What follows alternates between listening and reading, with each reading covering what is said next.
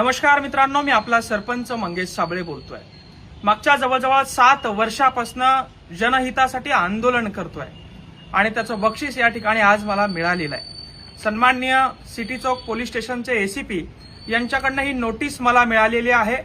मी नोटीसचा मायना या ठिकाणी आपल्याला वाचून दाखवतो। प्रति मंगेश संजय साबळे, वय 27 वर्ष, राहणार गेवराई पायगा, तालुका फुलंब्री, जिल्हा छत्रपती संभाजीनगर। आपणास या नोटिसीद्वारे कळवण्यात येते की तुमच्या विरुद्ध पोलीस ठाणे सिटी चौकच्या वतीने कलम 56(1) अ व महाराष्ट्र पोलीस कायद्याप्रमाणे पुढील अभिकथने करण्यात आली असून तुम्हास छत्रपती संभाजीनगर जिल्हा व जालना जिल्ह्यातून 2 वर्षाकरता हद्दपार करण्यात यावे असे या कारवाईत सुचवले आहे। मला छत्रपती संभाजीनगर व जालना जिल्ह्यातून 2 वर्षासाठी तडीपार करण्यासाठीची ही नोटीस आहे। त्याचं कारण काय?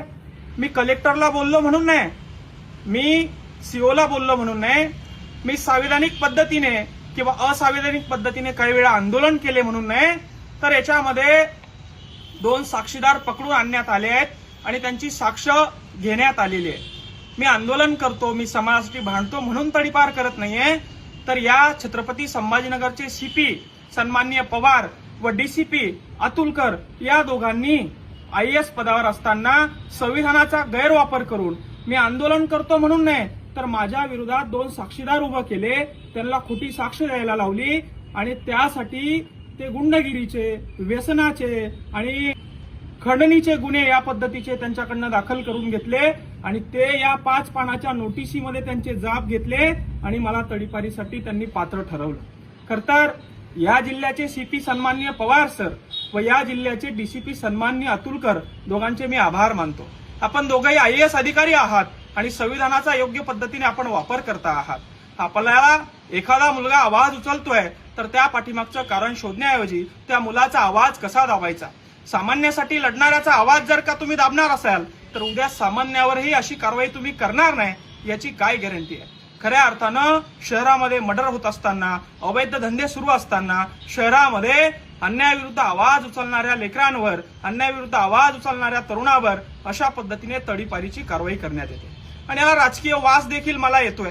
छत्रपती संभाजीनगर मधून तडीपार केलं किंवा जालन्यामधून तडीपार केलं, 2 वर्षाकरिता केलं तर मला कुठलीही निवडणूक लढता येणार नाही याचा राजकीय वास, सुगंध कुठतरी येतोय आणि गृहमंत्र्याचा कुठला माणूस सीपी आणि डीसीपी यांना पाठबळ देतोय याची देखील मला कल्पना आहे।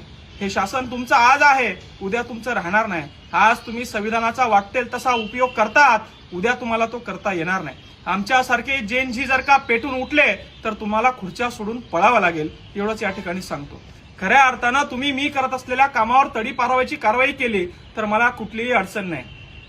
मला तुम्ही एन्काउंटर जरी केलं, मला MPDA केलं तरी मला कुठली अडचण नाही, पण माझा स्वाभिमान, माझा सन्मान आणि मी करत असलेलं काम बाजूला सोडून माझ्यावर खोटे गुन्हे दाखल करून या ठिकाणी तुम्ही ही कारवाई करत आहात। यामुळे सीपी आणि डीसीपी संविधानाचा गैरवापर कशा पद्धतीने करत आहात।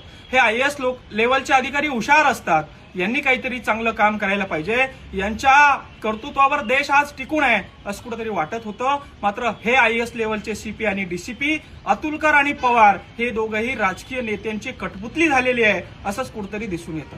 मागच्या वेळी जेव्हा मला हे सीपी पवार साहेबकडे घेऊन गेले, पवार साहेब वारंवार मला एकच प्रश्न विचारत होते, गाडी का जाळतो, गाडी का जाळली, गाडी का जाळली। मी सांगितलं, अरे बाबा, माझ्या समाजाचं रक्त सांडलं होतं, माझ्या समाजावर लाठीचार्ज झालता म्हणून गाडी जाळली, गाडी नसती जाळली तर मी स्वतःला जाळलं असतं म्हणून गाडी जाळली।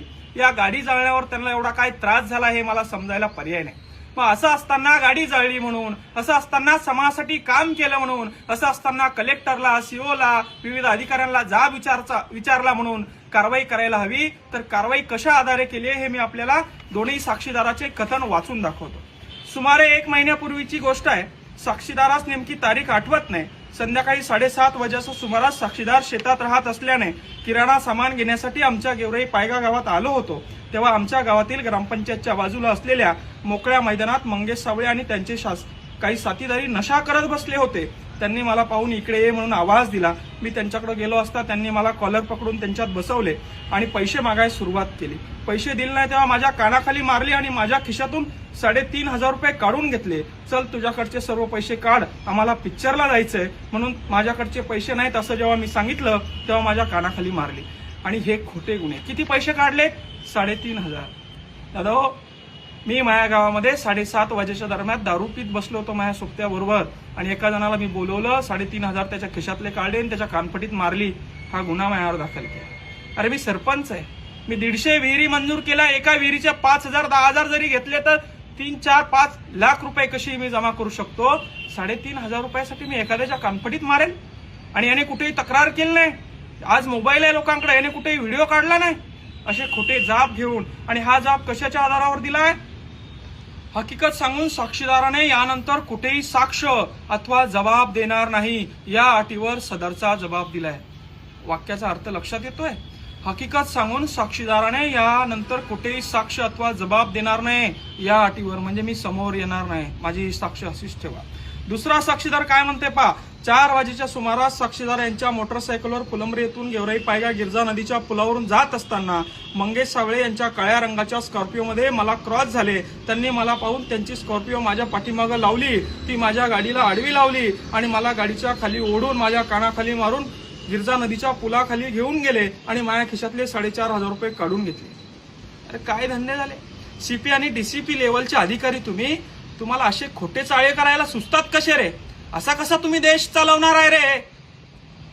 असं जर खोटे बयान घेऊन तुम्ही देश चालवणार असाल तर धिक्कार आहे की मी या ठिकाणी जन्माला आलो. छत्रपती शिवाजी महाराजांचा, डॉक्टर बाबासाहेब आंबेडकरांचं संविधान असलेला हा महाराष्ट्र, आणि या महाराष्ट्रामध्ये पवार सीपी सारखे, अतुलकर डीसीपी सारखे अधिकारी जर राजकीय नेत्यांचं ऐकून माझ्यासारख्यावर तडीपाराची कारवाई करत असेल, 2-2 वर्ष मला या जिल्ह्यातून लोकांपासून तोडण्याचं काम करत असेल, तर याला महाराष्ट्राचे मुख्यमंत्री आणि गृहमंत्री आणि यांचा कुठला एक संभाजीनगर मधला व्यक्ती आहे जो यांना सपोर्ट करतोय आणि मला त्याला आमदार व्हायचंय म्हणून मला या जिल्ह्यातून पळवून लावण्याचं काम करतोय. मी त्यांना एकच सांगू इच्छितो, बाबा हो, असं केलं ना तुम्ही आमदार होणार नाही. मंगेश सावळीची नाळ ही जनतेशी जोडलेली आहे. जमिनीतून, शेतीच्या मातीतून उगलेला मी नेतृत्व आहे. मला 2 वर्ष काय 10 वर्ष जरी तडीपार केलं, तुम्ही मला आवाज उचलू देणार नसाल, शिक्षणावर बोलू देणार नसाल, गोरगरीब कष्टकऱ्यांसोबत बोलू देणार नसाल, त्यांचे कामं करू देणार नसाल, तर या जेनजीनं करायचं काय? या तरुण पिढीनं करायचं काय? या व्यवस्थेचे फटके आम्ही खाणार नाही. इथून तडीपार झालो म्हणून काय झालं?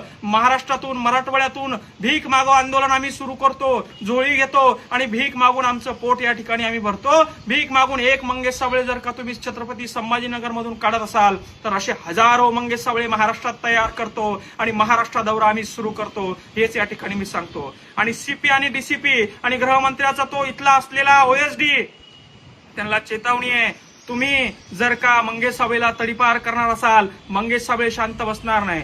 तुम्ही सन्माननीय मनोजदादा जरांगे यांच्याविषयी काय कट रचले, काय काय ऑफर माझ्याकडे घेऊन आले, कुठल्या कुठल्या हॉटेलमध्ये बसले, हे सगळे पुरावे माझ्याकडे आहेत. मनोजदादा यांचं आंदोलन मोडण्यासाठी, त्यांच्यावर डाव टाकण्यासाठी तुम्ही सगळे केलेले खेळ मी अजून समाजासमोर बोललो नाही. तुमचं आमचं काही नातं लागतं म्हणून मी शांत आहे, पण जर का मी बोललो तर तुम्हाला ही जनता पळू पळू मारल्याशिवाय राहणार नाही. एवढे मोठे हे तुमचे गुन्हे, एवढंच सांगतो. आणि मी तडीपार व्हायला तयार आहे हे देखील सांगतो. जय जवान, जय किसान.